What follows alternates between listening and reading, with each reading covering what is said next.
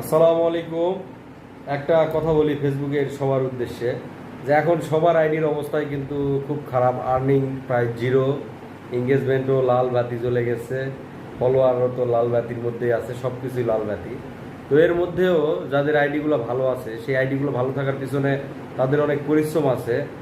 আর তার চেয়েও আর একটা অবদান হচ্ছে যারা স্টার সেন্ডাররা স্টার সেন্ড করতেছে বলে আইডিগুলোর আর্নিং এখনো সবুজ আছে।